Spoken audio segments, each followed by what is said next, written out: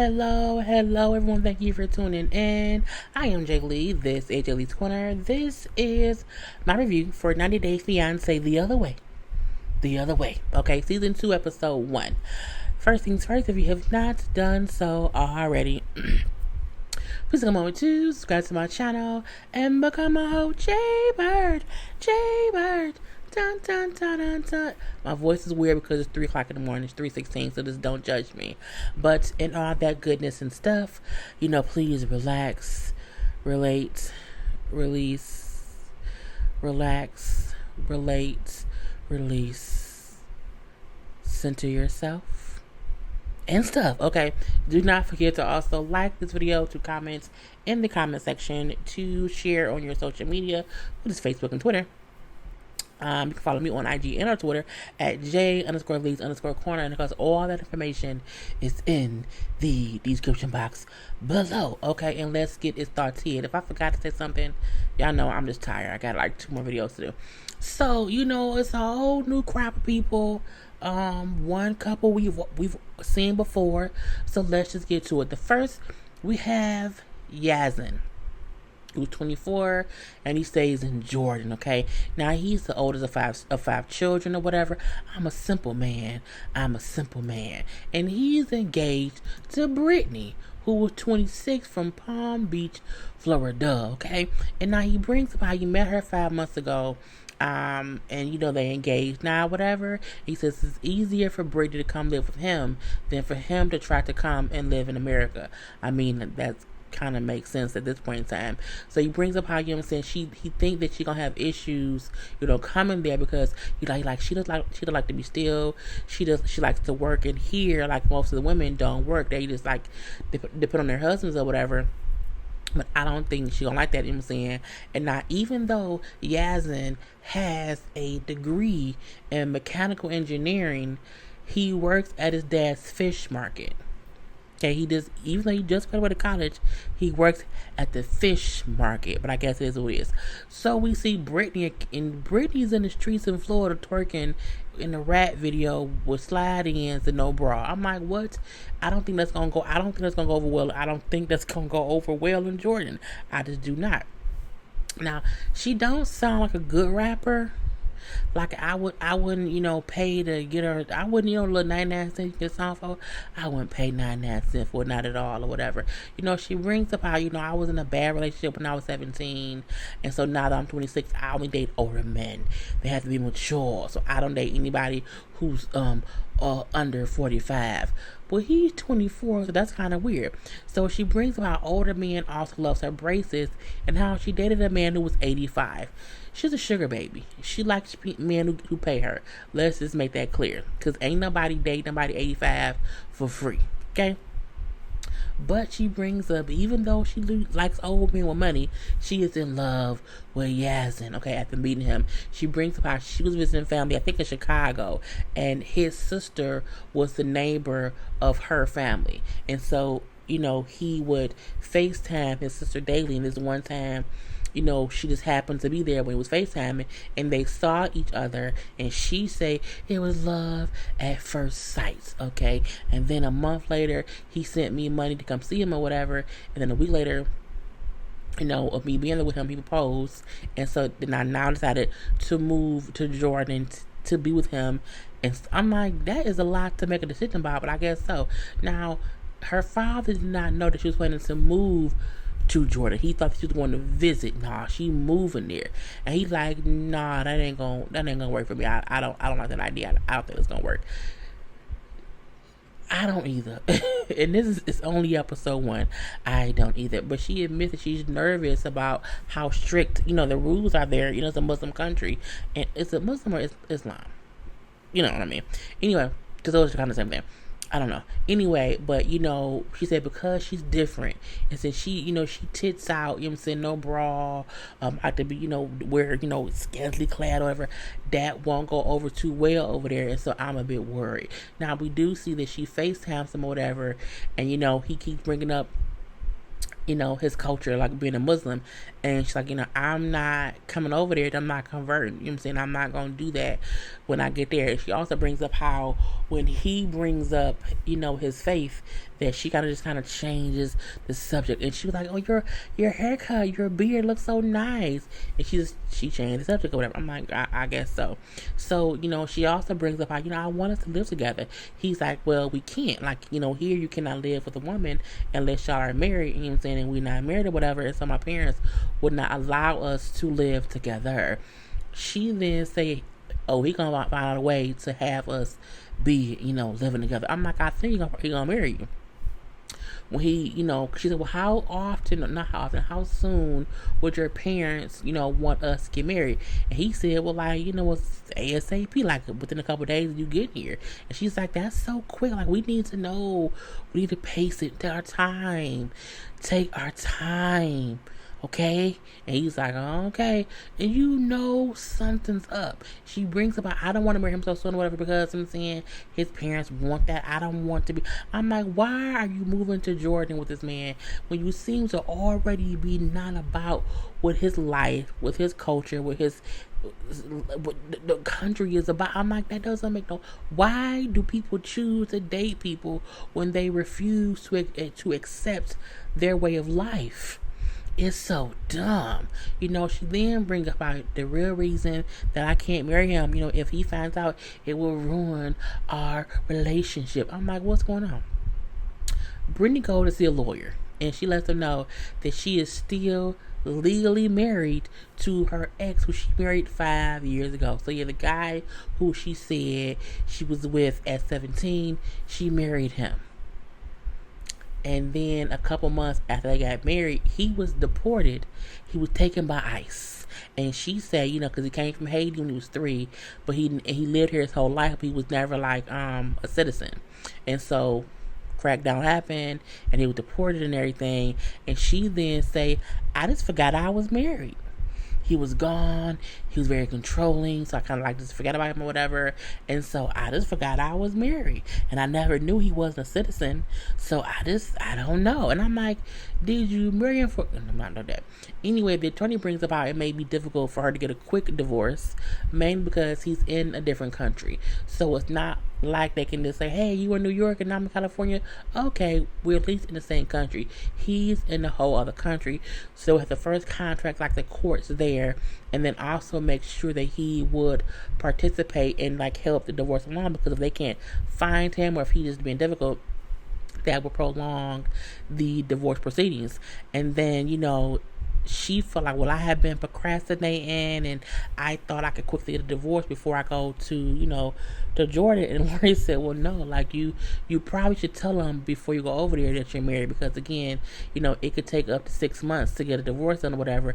I'm like, why would she not try to get a divorce like 6 months ago? Like, why? What did you wait for? I'm like, I just don't get it. But I'm like, please tell that man before you go over there, because the lawyer's like, you don't want to get over there, and you tell him over there in his face, and then something happens and they're pissed off and you think you can't get back. Meaning they might kidnap your ass. Don't do that.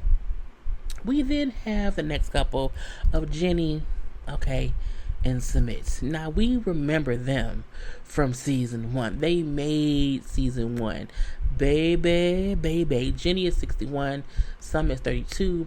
Ginny is about to be 62. Okay, so she has been back home for 5 months, and she's been sleeping on her daughter's couch because she has no house, no car, no job, no money, no nothing, because she gave everything up to go be with Submit the first time around.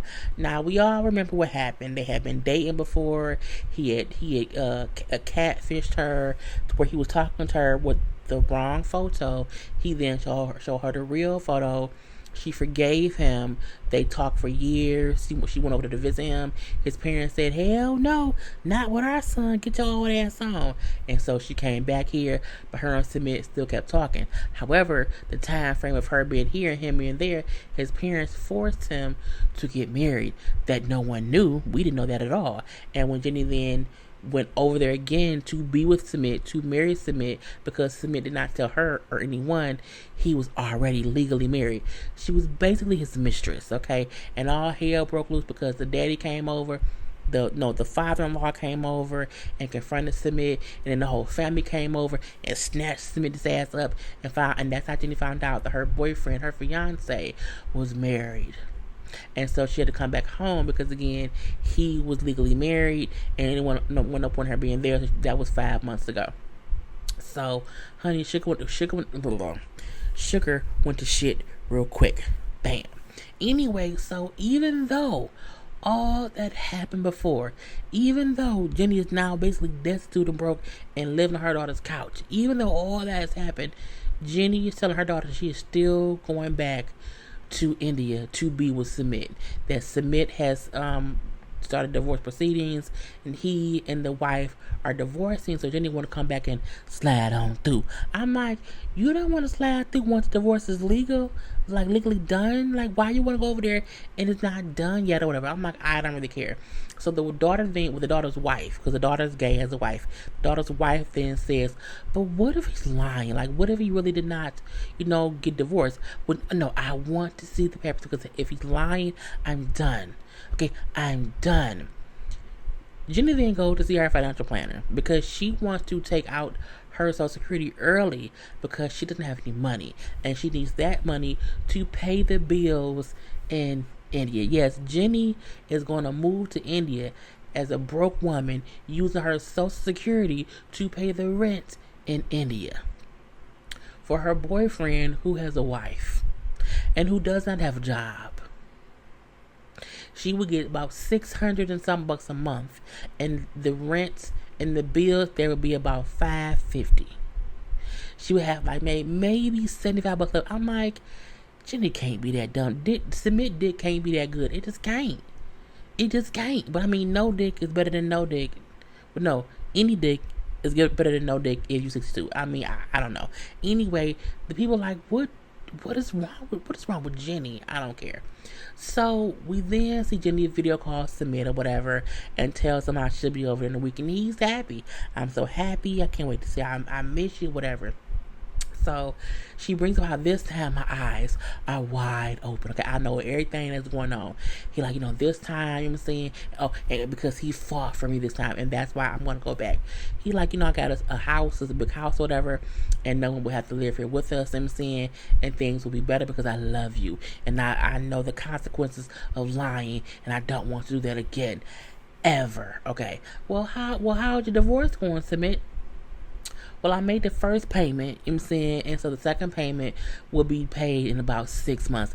She's like, that's not what you told me before, Smith. You said something different. He said, well, you know what I'm saying, because the wife filed a case against me, it's taking a little bit longer, okay, because she filed a case saying that he was like abusive to her and like a bad husband. I'm like, this is a lot to go through.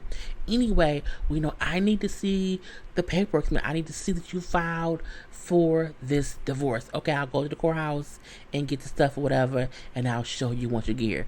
No, bitch, I need to see it immediately is what I would have said, but she let it go. She then asked, well, do your parents know I'm coming back? He said, yeah, they know you coming over here. Okay, well, they know, whatever. Well, let me, talk to them and see if they know. He was like, you want to talk to them? She said, yeah, because if you told them, if they're okay with him, I should be able to talk to him. Okay, give me 2 minutes. He gets up, he walks away, he comes back and says, yeah, they don't want to come. Oh, they don't want to talk to me. He was like, you can say, yeah, they don't want to talk to you. But you said, Submit, that they knew it was okay. He said, no. I told you they knew you were coming. I never said that they were okay with it. I didn't say that. I did not say that. And we know his parents don't agree, but I digress. We then see Summon in India, whatever, with his friends and whatnot. We're playing handball and stuff. And he telling them, like, guess who's coming back? Guess who's coming to dinner? Ginny. Okay, they're like, what? Oh, that's can be bad. He like, no, you know what I'm saying?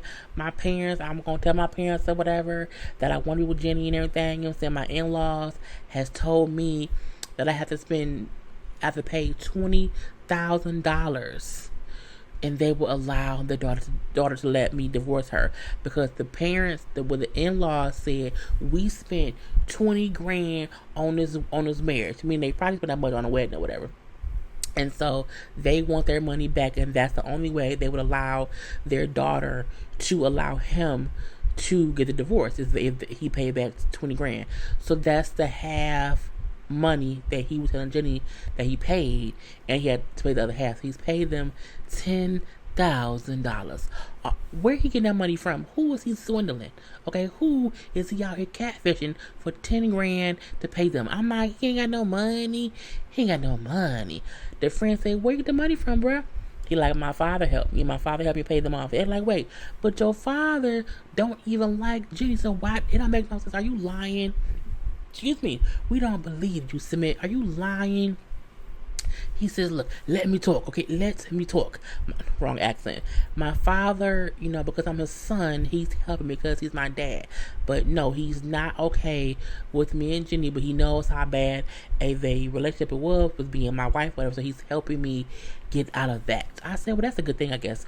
The friend then point out, she's 62. She would not be able to give you kids. What's going to happen? Like, we're not having kids. They're like, what? When you're 42, she'll be 72. Do you really want that? He's like, look, I don't care. I love her. We're not having kids. I'm going to be with her, and I'm not going to let any haters, ruin my day.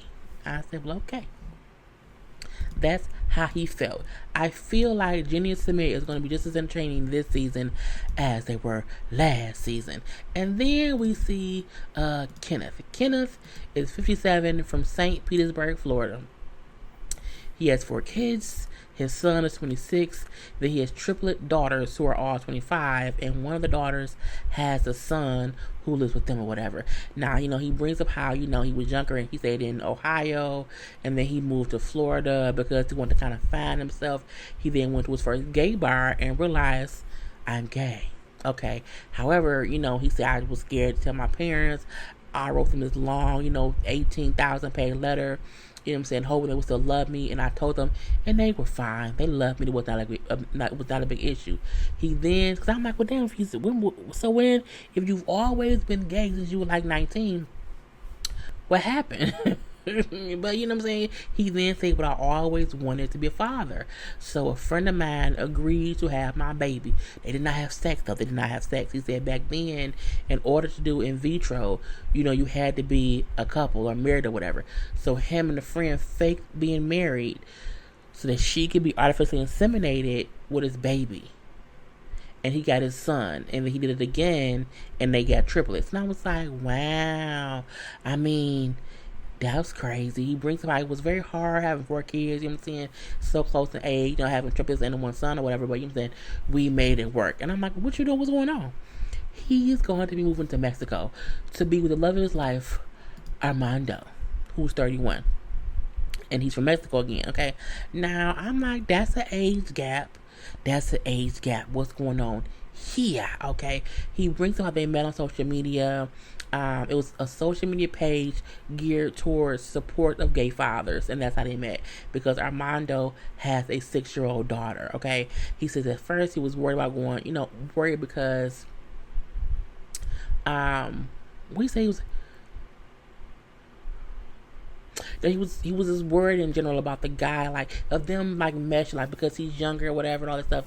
So he was worried. But he said, but I'm going to, have my life. I'm going to move to Mexico to be with Armando. He brings up how, he says, for the first 6 months, I will be supporting them because Armando will be leaving his business, because they're going to move about 4 hours away from the town that Armando lives in there in Mexico, because the I think it's better jobs there if they move like 4 hours away.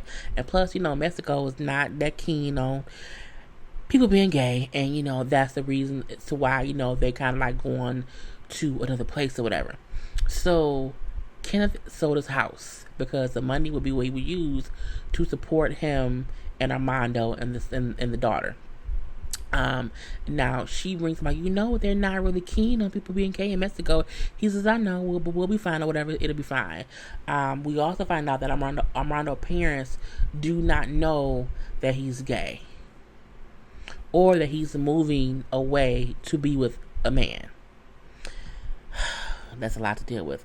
We do see a little scene of Kenneth with his daughter, and she's 25. It's the one with the son. I just feel like you're abandoning me. It's like an abandonment. I'm like, no, you're a full-grown adult. You're 25 with your own kid. Your parent is not abandoning you if you're an adult and they move. That's not what it is. But my thing is, if my mama would have moved when I was 25, I would have moved wherever she went to. If my mom moved to Mexico, then I was going to move to Mexico. Period. But I wouldn't say, you're abandoning me. Oh, girl, no. Daddy need life too. Anyway, I'm not abandoning you. That's not what it is. Leave it be. We then meet Armando in Mexico, whatever. His story. Oh. He owns his own pet grooming service there or whatever. He's had it for 5 years. He's giving up his business to be with Kenneth. And now the shop is on land that his parents own. So it's all these little businesses or whatever on their land, and they all stay there in little houses or whatnot. Okay, that's one thing. Now he brings up how, he had a relationship with his daughter's mom when he was younger. There was a couple, because back then, you couldn't be gay. So he said, I felt like in order to fit in, I had to be with a woman. And so, I know it since I was younger. We got married. And again, he's 31. He said we got married. We were married for 8 years. He says he knew he was gay, but he had to be with a woman to keep up appearances. But he finally told his wife, after a few years or whatever, that he was gay, because he just could not, hold it any longer. His wife was upset. His wife went and told his mom. The mom then said, you can't be gay. You have a wife, a daughter. You can't be gay. So he went back in the closet. Nope, I'm not gay. And they just never talked about it again. So him and the wife then separated, because again, he told her he was gay. And so they separated or whatever. And then 3 months after they separated, the wife died in a car accident. So he's a single father to the daughter. He's like, I'm like our mother and the father because the mama passed away. I'm looking like, damn it, man. So that's why he was in the support group for gay fathers, because again, he needs all the support he can get. He then brings up how when Kenneth gets there and they move the 4 hours away or whatever, it'll be easy for him to find work or whatever. He says, now we see him sitting around with his family. He says his family thinks the camera crew is there to just document his life in Mexico. They have no ideas about him being, moving away to be with a man from America. They have no idea. Okay, so we see him talking to his sister, and he brings up how, I'm going to tell her that I'm gay, and 2, that I'm moving to be with Kenneth. And he brings up how he talked to her 4 years ago, and she was not kind in how she responded to him telling her that he was gay. The sister told him that he was the devil, and that he had the devil in him, and he was evil and all these things. He said when she said it, he was like, I was so sad, I was so hurt, that I ran out into the desert, and I just laid out into the desert and hoped that something would come eat me and kill me. I just laid there waiting to die. And I was like, and he's just crying. I'm like, he's only 31. He's only 31. And he told his sister 4 years ago. He was 27 at the time. I'm like, oh my God. So then, she says it was just hard to accept, because you had showed us something else. You had showed us that you were, married with a wife, this man or whatever. So it was just hard for us to wrap our heads around, what you were saying to us. Like, it was just hard or whatever. He says, yeah, but it's not fair to me for me to have to live my life and hide who I am for y'all. Like, that's not fair to me. It was just so sad, he crying, the sister crying, they speaking in Spanish, so it's fucking subtitles. I'm like, look, it's fucking telenovela. It was telenovela. Cause I'm like, it's just so much. It's so much. Okay, but she tells him, I love you. I love you, and please forgive me for what I said before years ago, whatever. I'm so sorry. I support you, I'm saying, and I love you. He says, oh, thank you very much. Thank you very much. He then said, oh yeah, I'm moving 4 hours away to be with Kenneth. And she's like, I'm happy that you're living your life. I'm like, oh my God.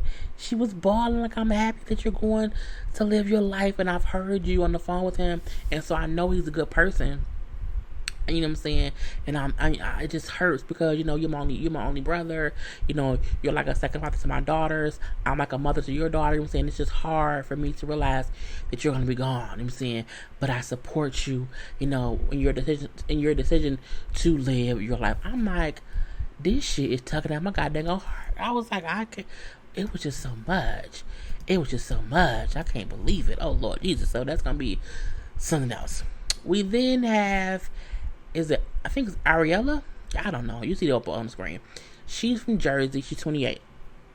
Now, hers is pretty simple if you ask me. She said, I like to travel. I've always liked to travel or whatever. I was like able to do things and be whatever. At one point, I wanted to go to this place, whatever country it was, and I went to visit. And I told my parents I was to come back, and I just stayed. And I met some man or whatever, and then we got married. Okay, we got married or whatever after about 6 months. Then we separated. But we stayed married for like 10 years until I got divorced, you know what I'm saying? And when I got divorced, I was like, okay, I need to fix myself or whatever, fix my life. And so she's like, I took a trip. I seen tickets to Ethiopia were cheap. So I went to Ethiopia because it was cheap to go there. And she was just staying there. And then I met Benyam. But she said they call him Baby. And I'm like, well, okay, I'll say Baby. So I know I'm going to say Benyam. I'm probably messed it up. But, she met Benyam or whatever. She saw him at some club. She saw him somewhere like outside and walking around or whatever. And she's like, don't I know you? And she didn't. But she's like, he was just so handsome. He's like a dancer and all these things, a choreographer and all these things or whatever. There in Ethiopia. And so they was hanging out or whatever, but she knew I was not ready to be in a relationship. I just could not, but I could not stay away from him.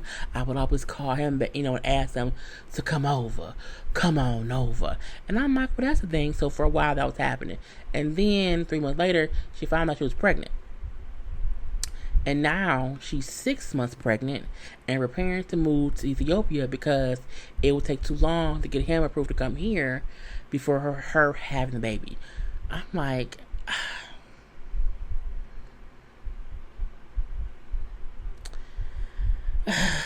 oh, baby.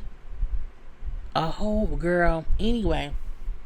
So, we see her going to the doctor, whatever. Her mom does not want her to move to Ethiopia because she's moving to Ethiopia not per se to be with Benyam, but to have her baby so that Benyam can be in the delivery room. Is the reason that she's going over there. So she's going to have her baby in Ethiopia. And the mom's like, they don't have certain medicines over there. They don't have certain care. Like it's hard over there. They don't have what we have here. Nobody is pregnant here and then goes there to have a baby. She does. Okay. Anyway, at her doctor appointment, her doctor does not know her plan is to have the baby in Ethiopia. He's like, yes, you can come back in a couple weeks. We can see this and we can see that. And she's like, well, I'm kind of moving away. He's like, oh, where are you moving to? To Ethiopia. He's like, what? She's like, yeah, I'm going to move over there. I'm going to baby over there. He's like, you do know, like, they don't have epidurals. Like, the hospitals sometimes are really bad. Like, they have a high death rate. And she said, well, yeah, because usually it's because women don't give birth in the hospital. But I've already called 2 hospitals to be sure that I can have my baby in an actual hospital. I'm like, did your health coverage transfer over to Ethiopia? Like, how will you pay girl? I'm like, it just seems too much. And then he kind of goes over all the things that can go wrong having a baby in Ethiopia, because again, it's just they don't have the medicines that we have here, is what they send or whatever. And so the mom then says, you know what, he's right, I'm gonna go with you over there to check out these hospitals, because if the hospitals aren't good, you can't stay there. Like, I don't want it to happen. I'm like, it's gonna be a bunch of shit going on around there, and I can't wait to see it. Okay, and that was the whole first episode, 2 whole hours worth of shit, and we still have like 3 couples who we did not see on this episode. So, I mean, it looks to be an interesting season already. It doesn't seem boring, but again, honey, this is only episode 1. But do not forget to like, to comment, to share this video, to follow me on IG and on Twitter at JLeesCorner. And until next time, people, peace.